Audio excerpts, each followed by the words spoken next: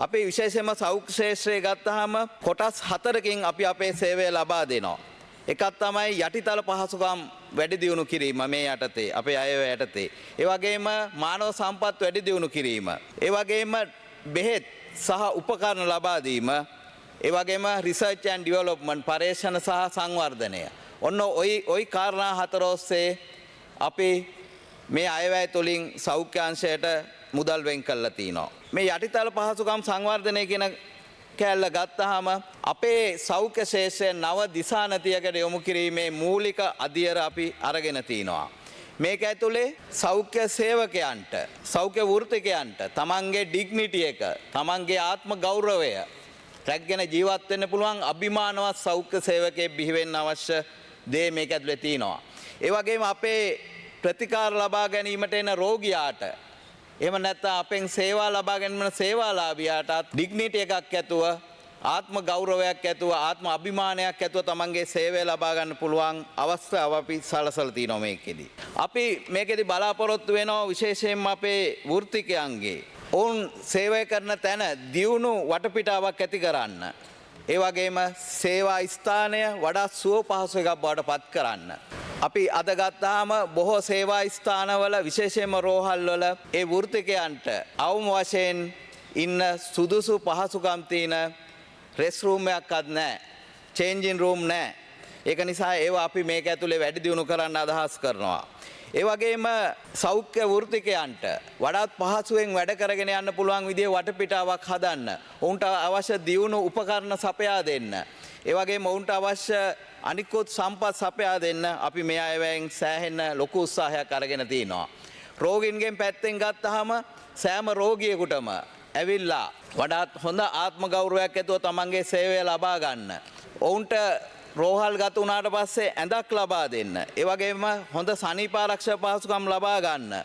ඒ වගේම හොඳ ආහාරයක් පිළිවෙලකට ලබා ගන්න. අවශ්‍ය පහසුකම් අපි මේ තුලින් හදනවා. ඒ වගේම අපි දන්නවා හුඟක් රෝහල් වල විශේෂයෙන්ම සමහර ශල්‍ය කර්ම සඳහා දිගු පෝලිම් තියෙනවා. ඒක නිසා මේ අයවැය තුලින් අපි මේ පෝලිම් අඩු කිරීමට ලොකු උත්සාහයක් ගන්නවා.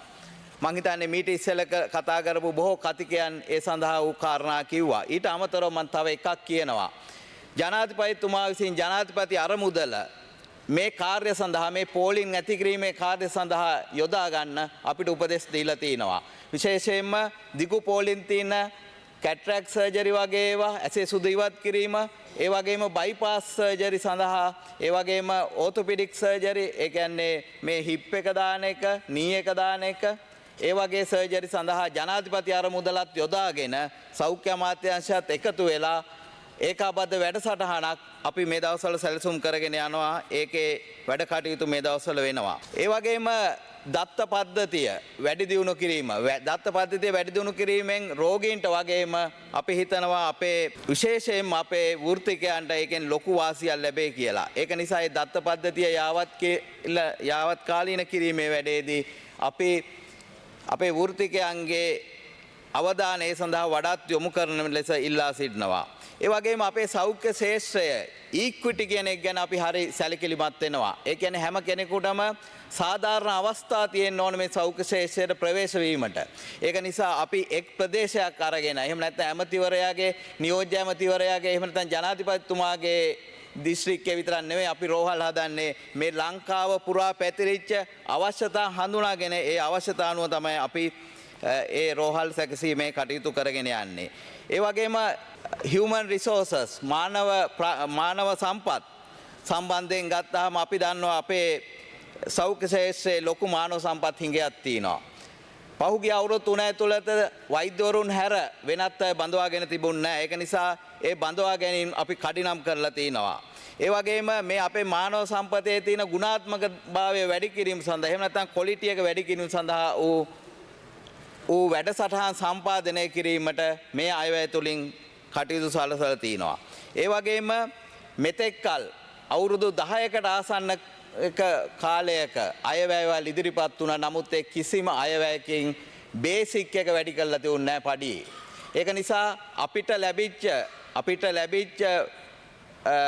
ලැබිච්ච අවස්ථාවෙන් අපි නොසිතූ ලෙස කවුරුවන් නොපැතූ ලෙස අපි මූලික වැටුප ඉතාමත්ම විශාල ප්‍රමාණයකින් සෞඛ්‍ය ක්ෂේත්‍රයේ ඉන්න සියලු වෘත්තිකයන්ගේ වැඩි කරලා තියෙනවා. ඒකෙදි අපිට ලේසියෙන්ම තියුණා පොඩි දීමනාවක් එල්ලලා මේ සැරේ ෂේප් වෙල යන්න. මොකද ඒ සඳහා වූ සාධාරණ අයිතියක් අපිට තියුණා. මොකද මේ රට පත්තුලටම වැඩිච්ච රටක්. සාමාන්‍යයෙන් ලෝකේ බංකොලොත් වෙච්ච රටවල් දෙකක් හැරුණාම අනිත් රටවල් ඔක්කොම සාමාන්‍ය තිබිච්ච තත්ත්වයට එන්න අවුරුදු 10ක්වත් කල් ගත වෙලා තියෙනවා. නමුත් අපි රජයක් විදියට අපිට තියෙන ආත්ම විශ්වාසය මත අපි තීරණය කරා මේ සැරේ වැටුප් වැඩිවීම රජයේ සේවකයන් ලබා දිය යුතු බවත් ඒ දිය යුත්තේ ප්‍රධාන වශයෙන්ම බේසික් එක මත එහෙම නැත්නම් මූලික වැටුප මත කියන කාරණේ ගත්තා. මේකෙදි මේක ඇඩ්ජස්ට් කරනකොට යම් ටෙක්නිකල් කාරණා සිද්ධ වෙනවා. ඒවා අපි මේ විදිහටම අපේ ආර්ථිකය තියාගෙන ඉන්නේ අපේ අදහසක් නැහැ. අපේ ආර්ථිකය අනිවාර්යයෙන්ම එක්ස්පෑන්ඩ් වෙනවා. මේ ආර්ථිකය ප්‍රසාරණය වෙනවා. මේ ආර්ථික ප්‍රසාරණය වෙනකොට එහි ප්‍රතිලාභ අනිවාර්යයෙන්ම සෞඛ්‍ය ක්ෂේත්‍රයේ සෑම වෘත්තයකටම ලැබෙනවා. ඒ ගැන කිසිදු සැකයක් තියාගන්න එපා. ඒක නිසා 2027 නෙවෙයි ඊට කලින් වුණත් ඒ ප්‍රතිලාභ ලැබෙන්න පුළුවන්. ඒක නිසා අපි සෞඛ්‍ය ක්ෂේත්‍රයේ ඉන්න සියලු දෙනාගෙන් ඉල්ලා සිටිනවා යම් පුජ්‍යලයන් කරන යම් ප්‍රකාශවලට එහෙමම රැවටෙන්න එපා. ඔබ අපි ගැන විශ්වාසය තියන්න. අපි බොහෝ දෙනෙක් මේ අමාත්‍යාංශය ඇතුලේ වැඩ කරලා පාර්ලිමේන්තුවට ආව මිනිස්සු. මම අවුරුදු 25ක් වෛද්‍යවරයෙක් විදිහට වැඩ කරලා තිනවා. එතකොට ඒ අවුරුදු 25 ඇතුළතදී ඔබ අපි කෙරෙහි තිබූ විශ්වාසය, අපි කෙරෙහි තිබූ ලෙන්ගතුභාවය ඒ විදිහටම තියාගන්න. ඒ වගේම ওই හැම සර්කුල එකක්ම අපි කියවලා තිනවා. ওই හැම වංගුවක්ම අපි දන්නවා. ඒ වගේම හැම වෘත්තීය සමිති ක්‍රියාමාර්ගයක් තුලම තියෙන හැම දෙයක්ම අපි හොඳට අධ්‍යයනය කරපු මිනිස්සු.